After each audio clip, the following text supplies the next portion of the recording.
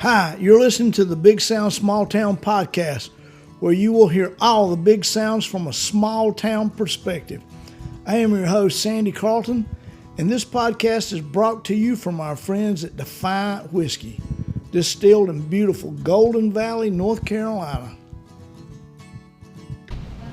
Hey, I'm at the Earl Scruggs Center, actually the Earl Scruggs Festival, not the center, and I am here with Bryon McMurry. Now, in case you guys don't know Bryon invented his own style of banjo playing. Bryon you talk about an exceptional banjo player. This guy right here is one of a kind. He is a rock and roll banjo player for real. Can't you tell by my long flowing hair? He's also an excellent songwriter. He's an excellent songwriter, excellent banjo player. He's played with a band that probably many of my listeners know about, Acoustic Syndicate. Bryon and I share beside music a love of soccer. Our children and grandchildren have played soccer all their lives. It's wild. We let about 15 years of our lives slide by from when we were playing music together. And True. The next time we see each other is on the soccer field. It is, now his brother, I guess he's his nephew, is playing in a band with him, and he played soccer with my grandchildren. So Exactly. And now he has a daughter playing college soccer also. Yes. So let's talk about that, Bryon. Tell what's going on with Selma. Selma is she's getting started. She had her first. When she graduated high school, she was wanting to move to the city. Right. Wanted to stay close enough around, so she went down to UNC Charlotte for a year, and her experience was a lot of kids, but it wasn't. It's club ball. Yeah. Yeah. She played some club ball, but I think the experience of 30,000 kids in one place.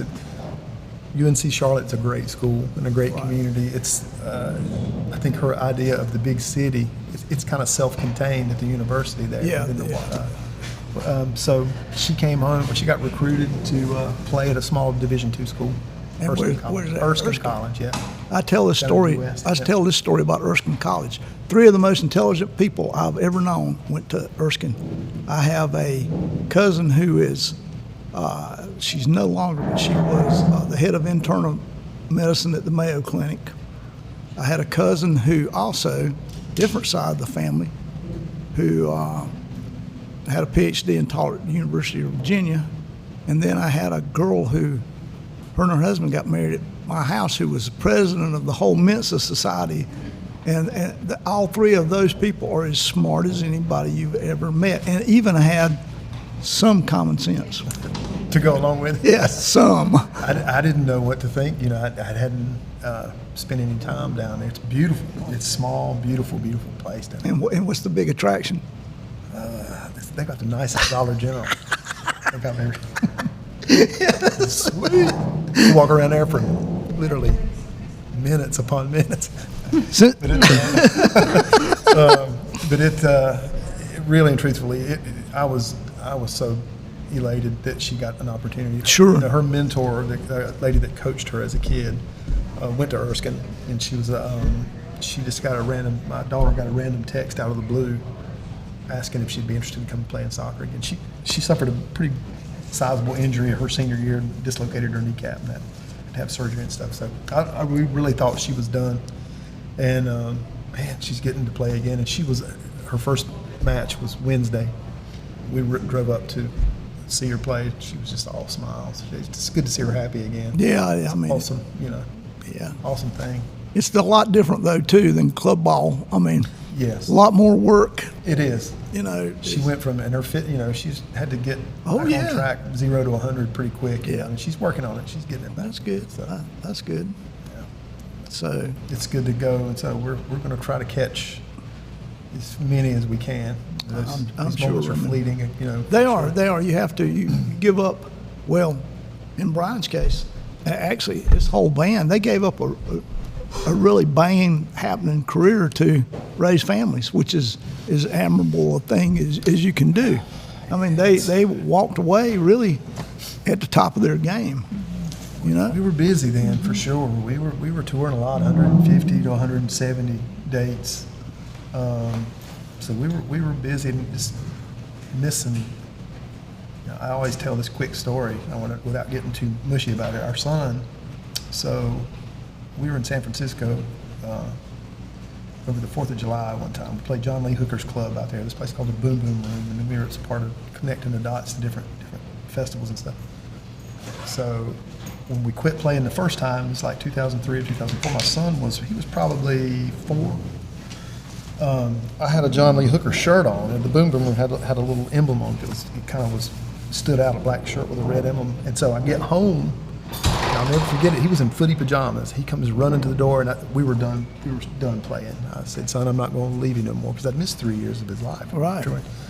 So I grabbed him up and hugged him. Well, fast forward, he's 23 now. So we were speaking about a year ago. He was talking about, I said something about that. He said, "Oh, I remember that, Dad." I was like, "Oh," I thought he was tripping. Yeah. I was like, "You're crazy." He said, "No, you had a black shirt on with a little red emblem." And I was like, "Whoa." So looking back on it, hindsight, if I would have chosen the path of, you got to be gone to play music. Yeah, that's just part of the thing. You have to make a choice on.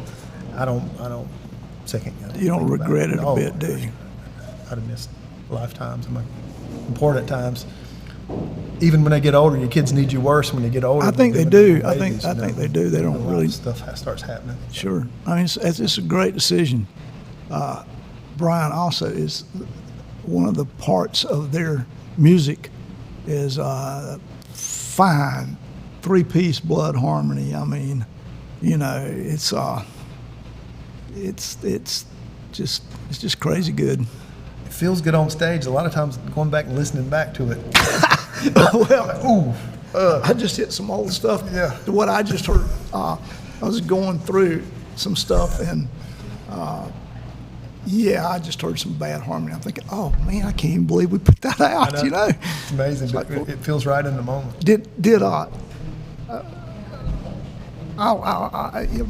So did Butch Turner have a hand in the first thing you guys did? Yeah, he did. Yeah. Yeah, and going back to Steve Metcalf, he lined us up with Butch. Had a little home studio right outside of Nashville, and he was in the entertainment business. He was a mic man for this show called Crook and Chase. Yeah, he was. Yeah. He did all the microphone stuff, and but he had a home studio there. He's from down in this neck of the woods, Rutherford County originally. I played with his dad used to play with the guy from Texas. But I used to play in a band with his dad, Festus Turner. Festus. Oh, Yeah. That's Butch's name. It is. Right? Yeah, I played with Festus for a while. He was a harmony singer for Ernest Tubb. No doubt. I didn't say. Well, and thanks to Metcalf, he lined up. He was really good buddies with Sam Bush, and Sam came and played on our first record, and then came back on our second record, and came back again on our third record for some stuff. I just spoke with Sam. We talked for about 45 minutes the other day about Metcalf. Yeah, Metcalf. You and I, we were talking about that, but it's probably a good time to do it. I mean, we all owe Steve. He brought so many people together. He did. It was Steve Metcalf's kindness that gave us a shot at something. It was his kindness that gave everybody. And this is a story that comes straight from Steve, and this is the truth. And this is something that I saw a guy has a club in Gastonia, and he's $40,000 in the debt, and he's asking people to help him out. Well, now you get $40,000 in debt when you make mistakes. I mean, that's not, you didn't just wake up and be $40,000. Steve told me one time that he lost money on he would do 10 shows and lose money, and then make a huge windfall that would make him be able to do 10 more just to shows. Get him some more. He did it for the absolute love of, Guy Clark do shows there. It just goes. Norman Blake. We watched Norman Blake and Tony Rice do little intimate shows. When he had an had an indoor place and an outdoor place. Just one after another would come in there. And what he said is, hey, I booked the people I wanted to hear. Yeah. And it just took off. It did. So he And so you try to describe it to somebody that never got to experience it. It's You just can't. You had to experience it. yeah, Really. there was no rule. I mean, no rules of any kind. Anybody could come in and camp. Yep. It started getting a little out of hand. Liabilities started taking over. Yeah. There toward the end, when high school age kids started finding out about it, and they could come and People- party down, with no, basically. do what People they have wanted. asked, we'd really like to recreate that. So you can't recreate it. It's a once in a lifetime thing. I mean, I don't think it can be. it is really a once in a lifetime thing that you can't recreate. So down in Georgia, Bruce Hampton, did you ever see? They have those guys, right? So they would versions of his band would come through. Oh yeah, yeah. And he always kept top tier musicians with him. He just everybody Oh, that was- Bruce. Oh, Bruce is great. Oh yeah. I mean, It's just trying to touch on some of the folks that came through there. So you'd get a hodgepodge, full array of different styles and bands coming in. all kinds of different. I mean, from Bela Fleck and the Flecktones Flecktones, to if you'll go back earlier to, I don't know if you know who Eddie Adcock is, but Eddie Adcock is a bluegrass pioneer. And also just an incredible banjo. Oh, incredible He banjo was a player. country gentleman, right? Yeah, Hancock, yeah. yeah. And That was one of the most entertaining shows he was one of the most entertaining musicians because he had a banjo that was also a guitar. And I always, and it was gimmicky, but he could really play it. It was kind of like,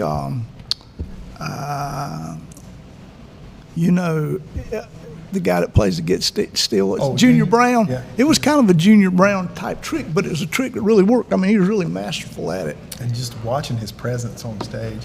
One of his most memorable lines was, "This next song's gonna start off slow and then taper off." Yeah. I always thought that was funny as hell. Yeah, Eddie was a fun guy. It was a good place, and we're all grateful. I mean, I feel like that's a part of my life that I was blessed and lucky to experience. Yeah. Oh, I know. And I going back to yourself and myself, we got lost time to make up for, and we always We keep do. talking about it. We do. Because we were there at that moment in time, and then Just time skip blink through it. and it goes by. I'll give So- you a funny story. So I came up on this pedal steel player. He was playing in this. You cannot make this up. He was playing in a ukulele band, and he was playing pedal steel, but they all played ukuleles, and he's fabulous, So I talked to him. He said, "I can play music with anybody." Well, I called his hand on. I called Bryon up, Derek McCoy, who is another fine. You might know Derek. He works around the Asheville area a lot. Incredible. Yeah, he's a Same way beast. guitar player. So I get them together to see if this kid can play, and no kidding, he can. Oh, he's good. He's the town. Do you know the band Town Mountain? Yeah. He's their pedal steel player now. Right. So, I didn't know that. yeah. I've been out of the loop. Yeah, So he's been off with them, and his name's Silas Hamilton, and he's a incredible young musician from Cleveland County.